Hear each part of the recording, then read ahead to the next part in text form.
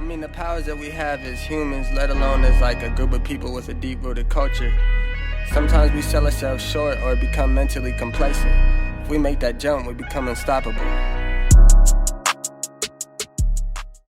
Welcome back with the Power Perception Podcast. Today we're being joined by the one and only Eliza Katoa. Thank you so much for joining us today. So for people who have watched the podcast over the last few months, everyone knows my question I usually ask all of my football players is, when's the first time you got? But I don't know how that translates into volleyball. We can talk about it. But yeah, so when's that first time you got in volleyball, I guess?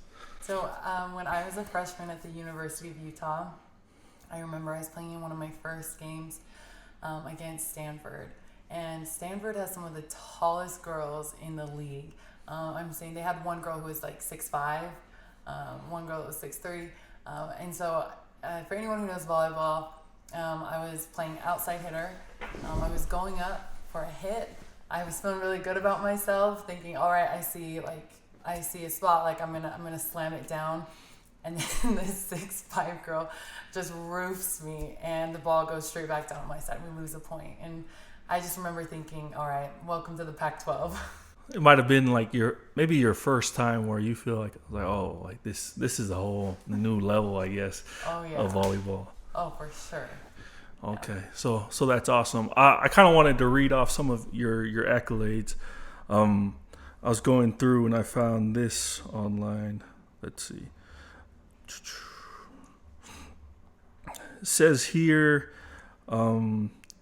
you were named Layton's high school best offensive player in 2013. You're a Gatorade Player of the Year candidate in 2013 as well. I think the thing that I thought was crazy was you own the school record for kills in a match with 41 against Fremont. Kind of talk about maybe, your introduction into sports.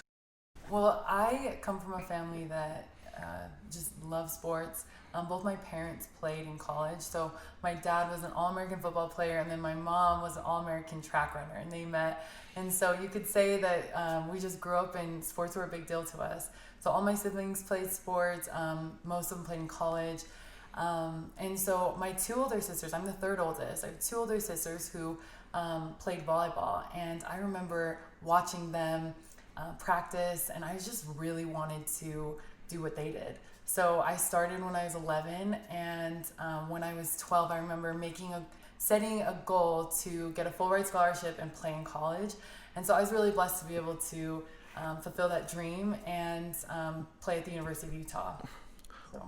I think, a reoccurring theme that I've noticed with a lot of our Polynesian athletes is, for the most part, everyone who kind of makes it big or just reaches any type of success in sports, it's kind of, the competitive atmosphere that they grow up in, right? Right. And so for a lot of our athletes, they usually grow up in a household full of athletes. Yes. And so for you, I just want you to kind of maybe dive into how was it back home, like just growing up, you have your older sisters who played, your younger brother, right.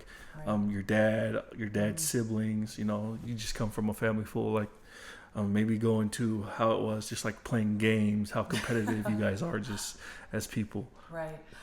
Definitely a very competitive family and atmosphere. Both my parents, they've always encouraged us to set goals and to be very goal-oriented. So I just remember my parents telling us, I remember on weekends, we'd get together as a family, we'd go outside and we'd train together. And so it was really cool because we were working together as siblings to become our best. So it was very motivating for me personally because I wanted to be an example to my younger siblings and I wanted to be like my older sisters. And family games get very intense around our house. We get very competitive. There's 7 of us. So I have 4 sisters and 2 brothers. So there's a lot of us, and where we're all involved in sports, I feel like we really push each other to excel in our in the different sports that we played. I would like to ask this question just because like from my family, I was never like the loudest, but like you put me around my little brother, my youngest brother, and like when we just start feeding off each other's energy, I get really loud with him. That's just because who he is as a person. Right. So in terms of like personality, would you describe yourself as more like, you're out there talking, or were you the type to just be like, okay, I got a job at hand, I'm just trying to focus and get the job done? In my family, I'm known for being very talkative. I'm kind of made fun of because I talk a lot, and I would say I'm one of the most outgoing siblings in my family. So we have a really good time when we're all together. I think it was like recently I had a conversation with my wife and her family and how they just seen sports, right? And so their dad, my father-in-law, is like super strict, and like the way he carried himself, he served, I think, in the military or the army. Wow. And so the way they carried themselves is just like very respectful, and you do things a certain way, and like they're very process oriented. Like things have to be like in line all the time. And so when it came to sports, they were the same. And so like a lot of his kids, he would always tell me like, we don't say anything to the other team. We don't do this. We don't do that. And it's funny because like my family upbringing is like totally opposite. Like we'll get together as a family, and when we split up into groups and do like any type of family competition or games, like the nastiest things come out, like everyone just talking trash the whole entire time. So I always thought that was funny. Yeah, definitely. Yeah, so I kind of want to dive into, what was your mindset in terms of a player? A lot of people say like, I want to be the greatest, and these are how I accomplish things. Maybe your driving force could have been like your parents or this and that. So I just wanted to see how that was for you as a volleyball player. Yeah. I think a big part of what kind of motivated me to be the best, the best that I could be is, like you said, my family was really incredible. They were a great support system. I remember my dad taking so much time to train me, like to help me jump high, because so I am 5'9", which is pretty tall for a girl, but in terms of when it comes to volleyball, that's short. And I wanted to play in the Pac-12. That was my goal. And I remember there were people that would tell me like, you're too short to play in the Pac-12. You're only 5'9", play somewhere else. And I remember telling my dad that, and my dad said, all right, we're going to work. We're going to help you jump as high as you can. We're going to get you strong and fast, and you're going to be the most athletic person on the court. So we spent a lot of time doing a lot of speed, power, agility, quickness training together with my other siblings, and again, one-on-one time with my dad. And I just remember those training sessions, and my dad would just tell me like, if you want to be successful, you have to put in the work.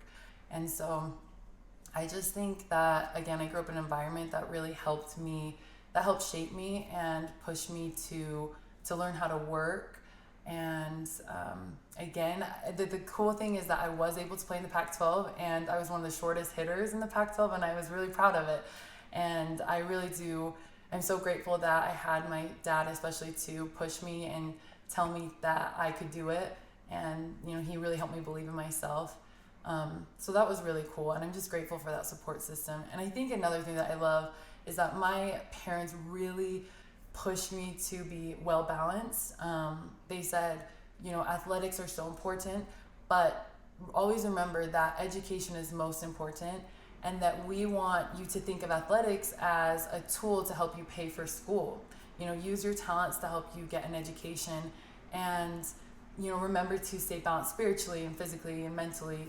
And I think that has always stayed with me, because now with all the different roles that I hold, I try to be as balanced as possible.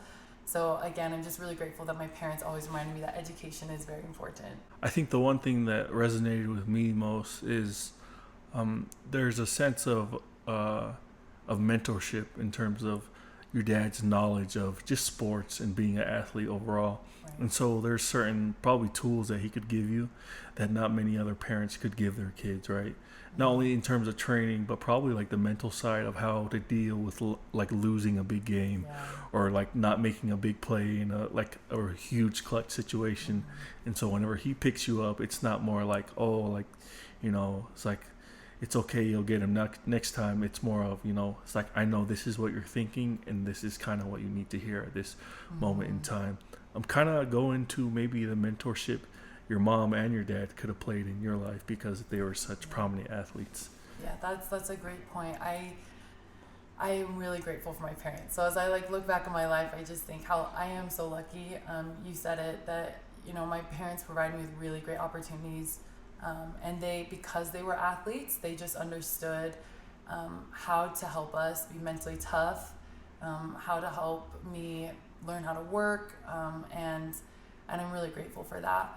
But I remember my mom was really great at helping me. She would always just tell me to be as confident as possible, because when you're confident on the court, I think when you're confident, no one's going to question you. So when you bring that confidence to your game, you're going to play better than if you're doubting yourself. And like I said with my dad, he just always taught me to never give up, to kind of just always be hungry, and to pursue my best, and to compete, at my highest level. So I'm really grateful. My parents were pretty awesome. And I was just thinking about it. It's like, what a blessing, especially for a family full of athletes, to have parents who are also athletes. And I think it's really rare, because oftentimes I've seen, like, for people who have had any type of success in sports, usually like the first reaction for a lot of those guys, once they're done, like they're done with sports like altogether, right? And so what I've seen is like a lot of these guys they'll have all this knowledge of sports and like just how to hold themselves and like how to carry yourself in an interview, right? Yeah. Also how to like be a leader. And so, like, a lot of these kids who are, like, 13, 14, 15 years old, who are, like, the best players on their team, probably don't really know what it takes to, like, how to lead a team, like, whenever you're going and getting ready for a season, like, how to, like, pull a person aside. It's like, hey, you're kind of slacking, but in a way that's respectful, but at the same time, that, like, gets them on their horse. Like, hey, like, let's be better here. I kind of want you to, maybe explain,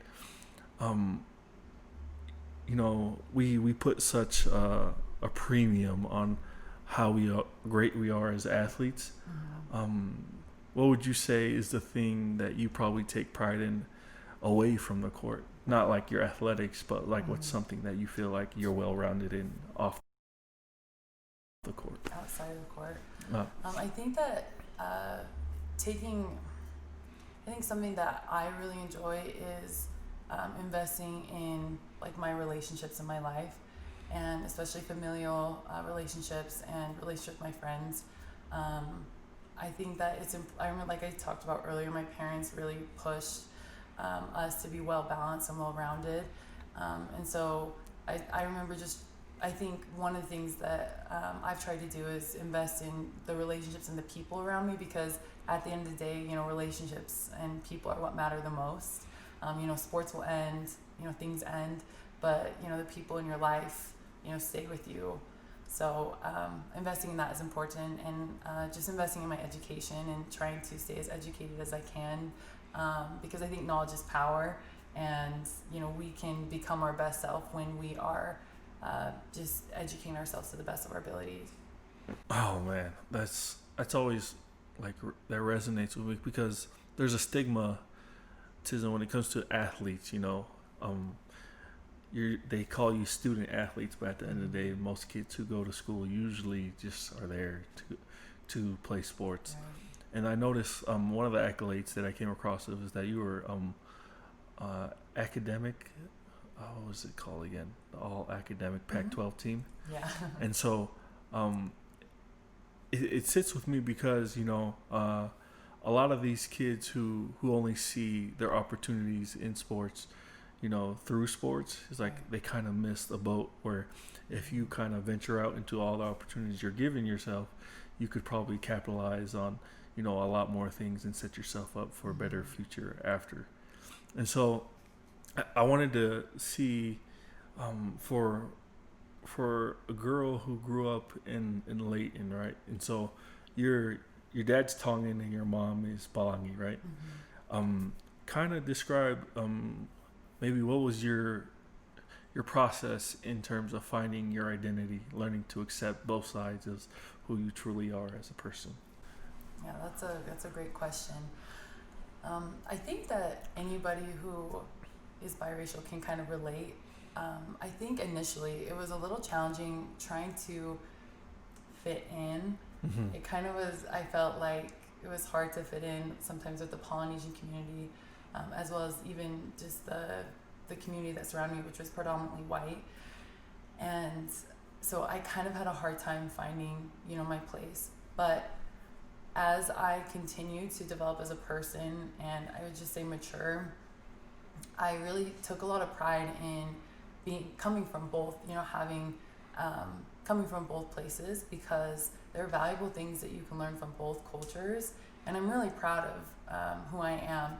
And so as I just, as I matured, I think I just learned that, I am so, I'm more than just, my accomplishments. I am a Tongan, and I come from a strong family who loves me.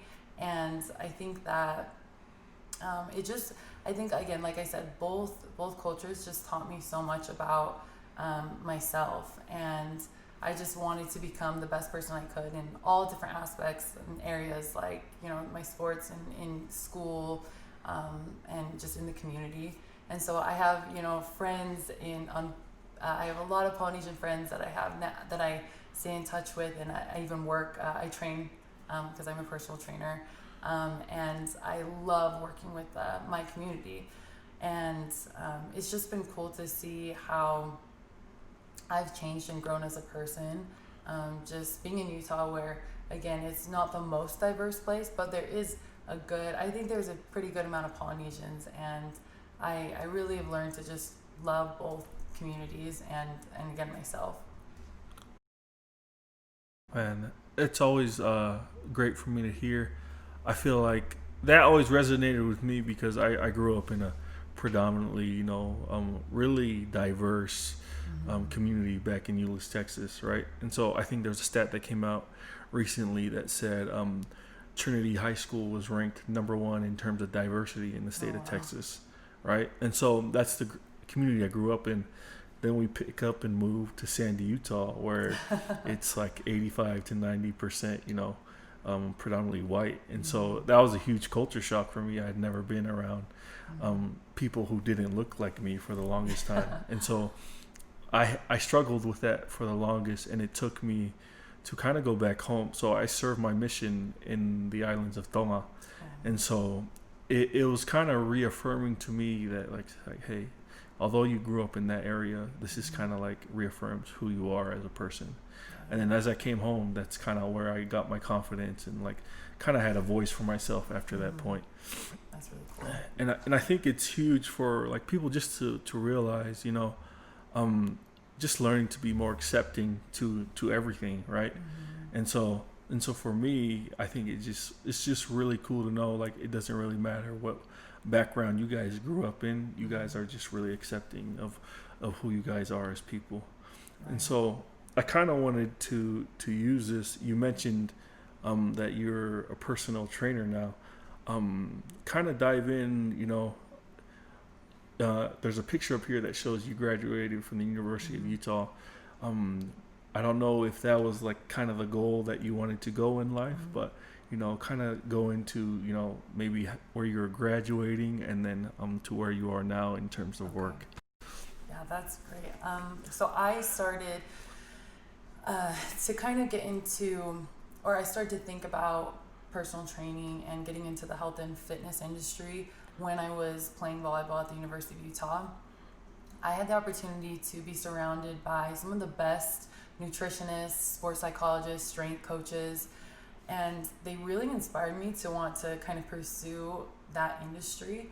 And so I I graduated, and then I worked as a trainer for about a year and a half, and then I decided that I wanted to start my own business.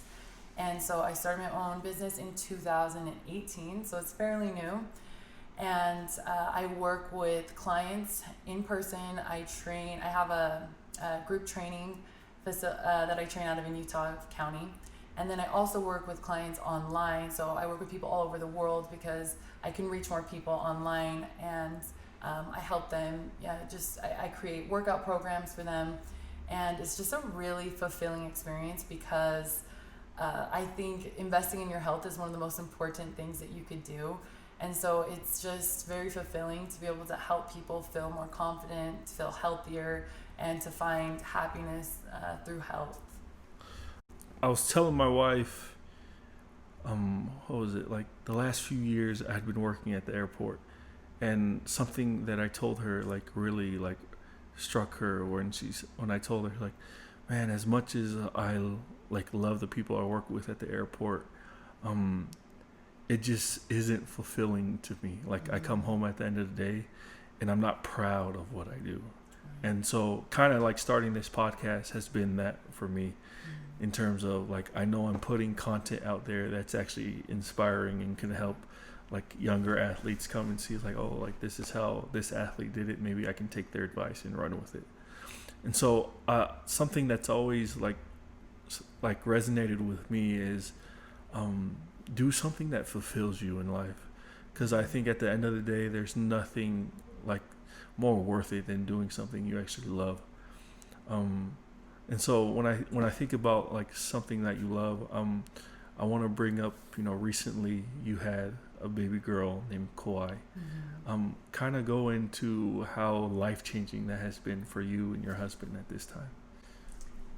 Well, I do want to comment on what you said before I answer that question, and just say that I really admire and respect what you do. And I think it's so cool that you're pursuing something that you're passionate about, and you are helping so many people.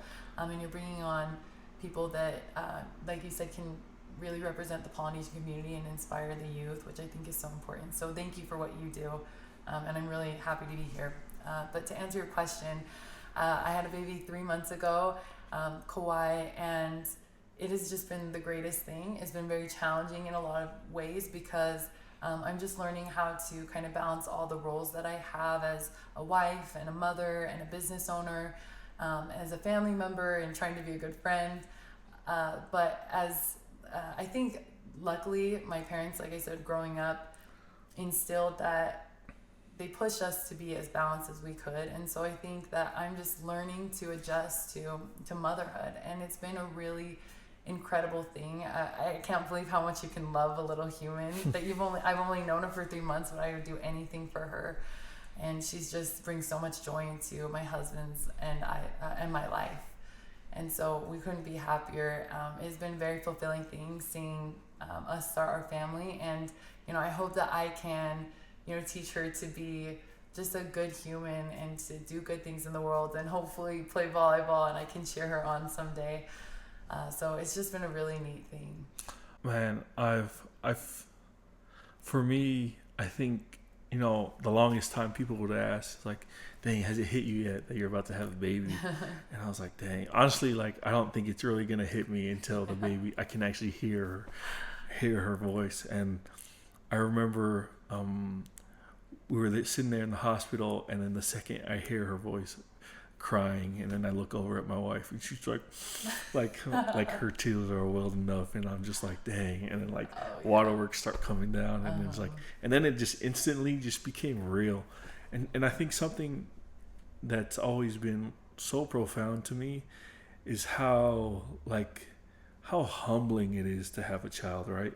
So like before, you're always in this mindset of, you, or even like just thinking about you and your husband, right? And so the second the child comes into your life, it's just like, okay, whatever was important before is no longer important, because now we probably have the most important thing known to this world. And I don't know, I think something that has always been really cool to me was nothing beats like seeing the two people you love most interact with each other. Oh yeah. How has that been for you to be able to see your husband and your daughter react? That has been the best thing in the world. It's just so cool because I feel like I have an even greater love for my husband, seeing him be a father to my daughter. It's so special. And I just love how much care and time and he puts into just being the best dad that he can be. And I just feel really blessed to have a spouse that's so involved, and he's so great because I'm able to still train my clients and run my business because he picks up the slack and he's able to watch baby while I work. And I'm just really grateful for that because I wouldn't be able to do it without him and all the support that he provides me.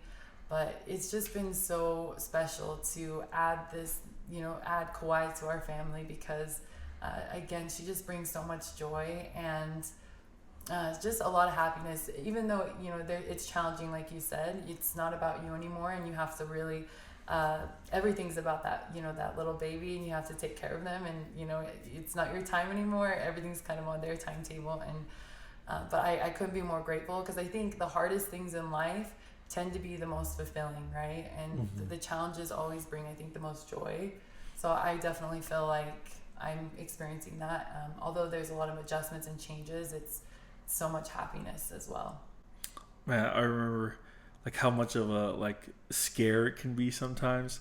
I remember that first night we're sitting there in at the hospital, and so I get my daughter and everyone else has left, and it's just me, my wife, and my daughters. And so my wife had a C-section, so my daughter still had a lot of amniotic fluid in her system. And so I didn't know how to hold her in the right way to when she started coughing up the fluid so that she wasn't choking on it. And so I go to turn, and then she starts coughing, and I'm scared and shaking. My wife's like, "Oh, what are we doing?" And she just hits the button for the nurse to come 10 times over. And then I remember we went back, and my wife just thinks about it, and she's like, "Dude, you're so slow. Why were you holding her like that?" And she just makes fun of me. But I just want to reiterate some of the things you said, just because for people who want to be ambitious in terms of life, when you first think about these thoughts, the last thought that comes is, our spouse is going to be holding us up on the back end, right? And so it's always really cool to hear the stories of everyone who's always been yeah, so for me to be this successful, my wife made a lot of sacrifices for me. Right. And I guarantee probably your husband has done a lot of the same things for you to be able to prolong whatever you're trying to do as of right now. So you talk about, health, and I kind of want to go back into that because I think that's probably something you're very passionate about. In terms of, being healthy and, how you eat and being just being active and exercising all the time. What would you say are do's and don'ts just for, our Polynesian people as a whole, and things we need to attack head on? Because I think as of right now, we are the most heavily affected group by coronavirus in terms of, ethnicity and race as a people. Right. Some things that we could start doing now is just being more active and moving. Exercise is so important. It can be really underrated. Everyone kind of knows that we should exercise, but even something as simple as getting out and walking for 20 minutes can make a huge difference in your health. It doesn't always have to be going to the gym, but just trying to move as much as possible is going to be so beneficial. And then just consuming just as much real whole foods as possible. Lots of fruits and vegetables and lean meats and nuts and seeds. Things like that are going to make us feel our best. And so it's kind of limiting processed food, that's packed with sugar and white flour, and just consuming, like I said, lots of real food. That is going to help us feel our best, and it's going to fuel our body with nutrients and vitamins that will help, fight those things, those diseases and sickness, and it's just going to make us feel our best. And I truly believe, I'm so passionate about health because I truly believe that when we are our healthiest, we are able to give more, we're able to reach our potential as a people. And I think just as a community, we can all strive to be healthier. And I feel really grateful that I get to work with so many Polynesians, because it's so incredible. They show up, they work really hard, they're exercising, and they're eating healthy. And it's just so cool to see. And it makes me so happy because they're bringing that home to their families, and they're influencing, their families, their kids, their spouse. And it's just, again, very fulfilling for me. And I'm just really happy to see that we are taking our health more seriously, and we want to be as healthy as possible. Man, thank you for that. I think something a lot of us Polynesians kind of take for granted is, the things that we eat. I think oftentimes when we get together, it's like an excuse for us to eat bad food, right? And so I know I have a huge problem with this, but my wife is like a health freak whenever it comes to like what you eat and this and that. And like I'll come back from playing basketball like 2 or 3 hours. I'll come home and like every part of my body's aching. And she's like, well, if you didn't eat like this or drink soda during the week or this and that, and I'll complain to her, and she's like, yeah, this part of my body's not doing this and that. And she's just like, well, it's like you just do stuff out of habit, and so whenever you want to break those habits, then you can come back and talk to me. And so something I've always thought that's been, I don't know, it just always bothered me was when like stuff like the coronavirus or just like anything that's out there, our people can kind of be closed-minded and be like, oh, that's not going to affect our community just because we're Polynesian or this and that. When in reality, these type of things affect everybody. And so we need to make a more conscious effort of, let's not be the most affected group. I think we as a people know, like, we have so many family and friends who could really benefit from being really healthy and just taking that on as a whole. So we're getting close to finishing here. I think what I would want to ask you is, if you could tell anyone, just like small, simple tools that can kind of like overcome, self-doubt or the fatigue of, just being healthy, and you're used to just not eating healthy foods or doing this and that. What would you say in those moments? I would say that creating habits will help you be more successful, and being consistent. So when you look at anybody who's been successful in their life, it takes a lot of hard work, and I guarantee that they have a lot of habits and discipline in their life. And if I could, tell someone, if I could just encourage you to do something, it would be to create habits to set you up for success. Whether that means you have to wake up earlier in order to accomplish a goal, whether it means you have to meal prep at the beginning of the week to eat healthier, get a calendar and, write in your workouts for the week so that you actually do them. Whatever you need to do, set some goals, create those habits, and then be consistent with those things, because consistency is way more likely to get you to be successful than if you just kind of do things when you feel like it. Because motivation, it comes and goes. It's a feeling, right? And it's easy to do things when we feel motivated, but it's in those moments when we don't feel motivated. We don't feel like waking up early. We're tired. We feel off that day. It's in those moments when, if we can push through our discomfort and accomplish those things and do those little steps to get us to accomplish our goals, that's where we grow as people, and that's where we actually get closer to accomplishing our goals, and we find success. Wow, that's what great advice. I know me personally, like when I'll start a diet or do this or do that, my wife is always just like, don't start a diet, just make a goal in terms of you want to change your life and how you want to live. And I think it's really cool. Man, I don't know why I didn't ask this before, but I think in closing, what I'm probably going to do is just throw this part before we started talking about getting healthy.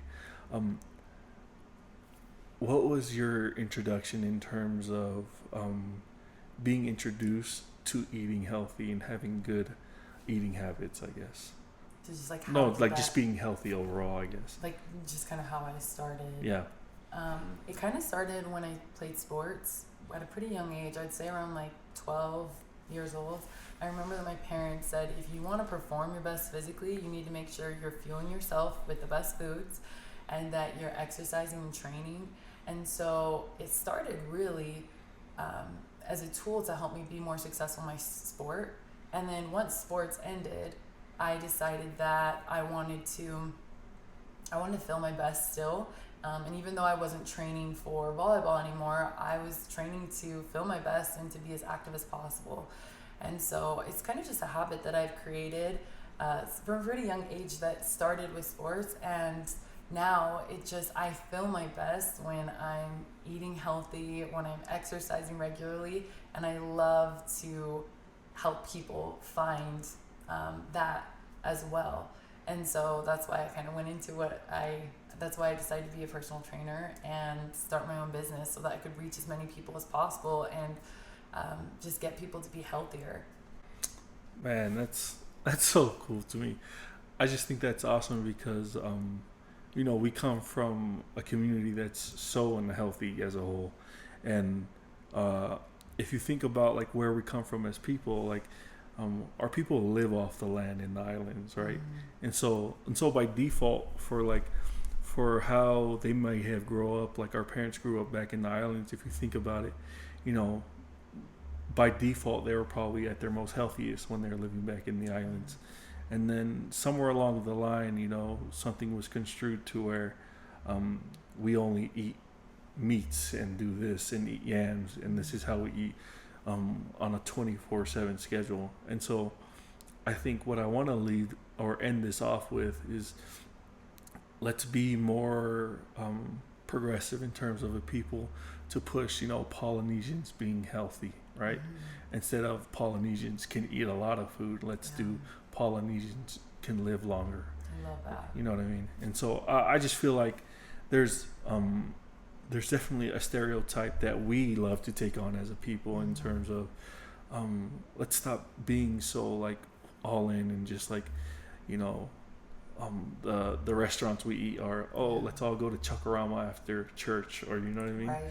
And think more of the terms of like let's be more proactive in terms of why not we go home and so we can make a healthy and more refreshing type of meal. And so if I wanted to end this on any note is let's be more healthy as a people. First off, I want to thank you for coming on today. It really is a pleasure. All my sisters and family members and friends, when I told them I was having you on the show today, they're like, oh man, I love her so much. Like a lot of the workouts she posts on her Instagram page, we use those. And so just know that your influence and what you were hoping to do is actually out there doing what you set out to do.